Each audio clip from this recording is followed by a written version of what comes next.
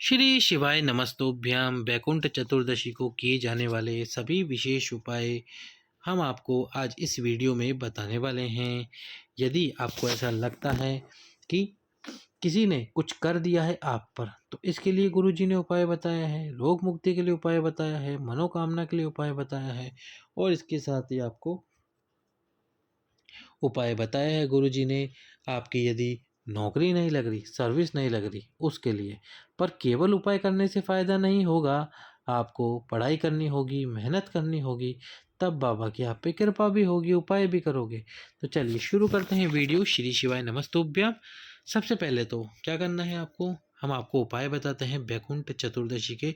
और सबसे पहला उपाय है, यदि किसी ने टोना टोटका कर दिया है और आपको ऐसा लगता है, वैसे तो ऐसा होता नहीं, पर फिर भी यदि आपको ऐसा लगता है तो आप एक छोटा सा उपाय ज़रूर कर सकते हैं वैकुंठ चतुर्दशी के दिन, और वो भी प्रदोष काल में। कब? प्रदोष काल में।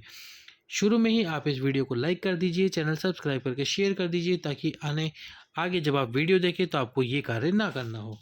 तो आपको ऐसा लगता है कि टोना टोटका कर दिया है, तो आपको क्या करना है? आपको ऐसा लगता है तो आप एक बार ये उपाय कीजिए। सबसे पहले 5 लौंग ले लीजिए और 5 गुलाब के कांटे, जो गुलाब का फूल खिलता है, जिस पौधे में खिलता है, उसमें जो कांटे लगते हैं वो कांटे ले लीजिए। कितने कांटे?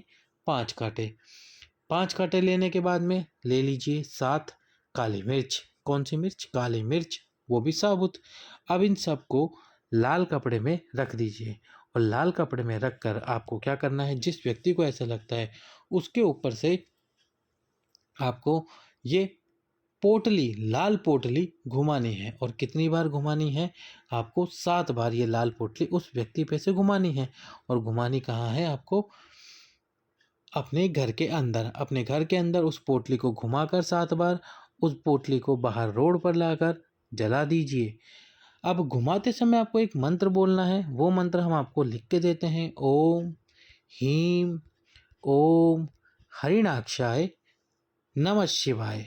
तो मंत्र एक बार आप स्क्रीन पर पढ़ लीजिए। ओम ह्रीम ओम हरिणाक्षाय नमः शिवाय। अब आपको ये मंत्र याद ना हो तो हमारा शिव महापुराण का मूल मंत्र श्री शिवाय नमस्तुभ्याम, ये मंत्र आप ये मंत्र बोलकर 7 बार उस पोटली को व्यक्ति पे से घुमाकर उस पोटली को रोड पे रखकर बाहर घर के आग लगा दीजिए, जला दीजिए। यदि कुछ ऐसा होगा तो समाप्त हो जाएगा, वैसे ऐसा कुछ होता नहीं। अगला जो उपाय है वो है, यदि आपको लगता है कि कोई रोग है, कोई बीमारी है, कोई तकलीफ है, तो पहले डॉक्टर को दिखा के आओ, क्योंकि गुरुजी भी कहते हैं डॉक्टर जो है वो है भगवान का ही स्वरूप। वो जो दवाई दे उसका भी सेवन करो और इसके साथ ही छोटा सा उपाय भी करो। तो क्या करना है? पीपल का पत्ता लेना है। अब आपको पीपल के पत्ते के ऊपर रखनी है लौंग। और कितनी लौंग रखनी है? जितनी लौंग आप खा सकते हो उतनी लौंग। जैसे कि 5 लौंग आप 5 दिन खा सकते हो, 7 लौंग 7 दिन खा सकते हो, 10 लौंग 11 दिन खा सकते हो, उतनी लौंग आपको रखनी है एक पीपल के पत्ते पर, अपने ही घर में किसी विशेष स्थान पर। यानी कि विशेष यानी कि जहाँ आप पूजा करते हो, जिस घर में जिस रूम में, वहाँ पर रख लीजिए।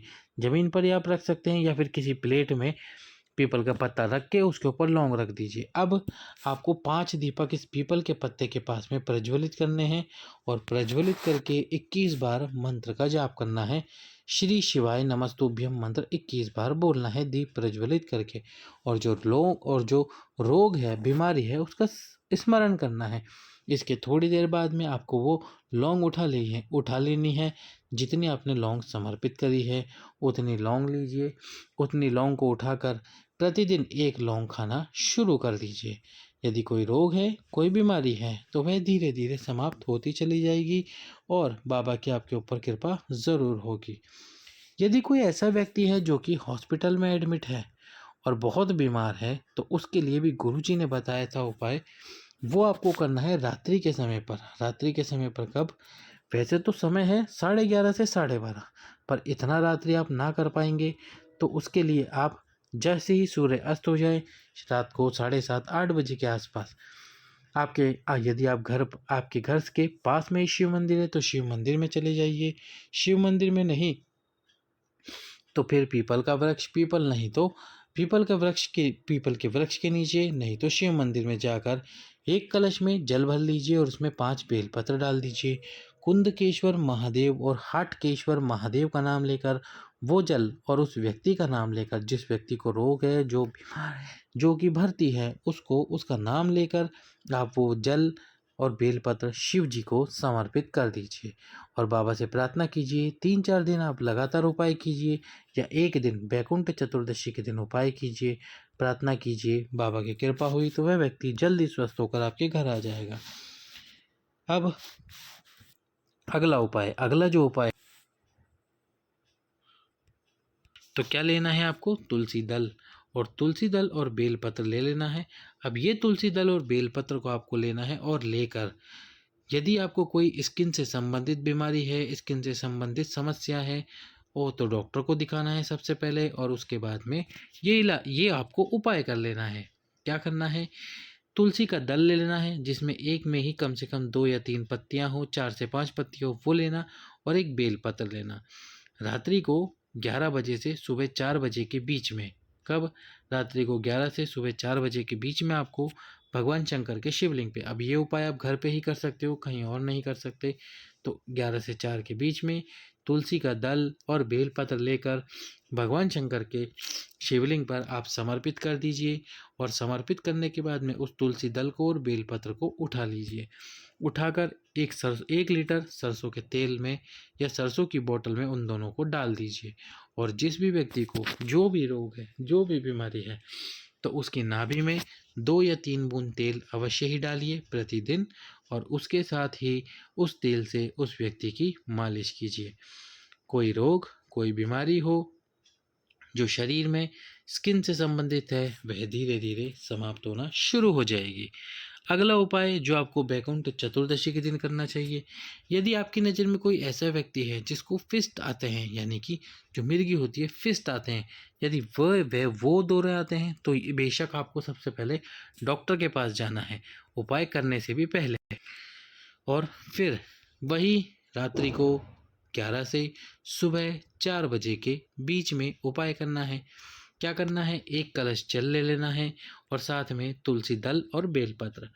सबसे पहले जल शिव जी पे समर्पित करना है और उस जल को किसी पात्र में झेल लेना है थोड़ा सा और फिर वो बेलपत्र और तुलसी दल शिव जी पे समर्पित करो। जिस व्यक्ति को फिस्ट का दौरा आता है उसको आप समर्पित करने के 5 मिनट, 2 मिनट, 1 मिनट 30 सेकंड बाद वहीं शिव जी के पास ही बिठाकर खिला दीजिए और जो जल शिवलिंग से नीचे गिरा था, यानी जिसको पात्र में आपने झेला था, उस जल को भी पिला दीजिए। गुरुजी ने कई वर्ष पहले इस उपाय का वर्णन किया था अपनी कथा में। अब अंतिम उपाय जो कि आपको वैकुंठ चतुर्दशी के दिन करना है और वो है 14 दीप महा उपाय।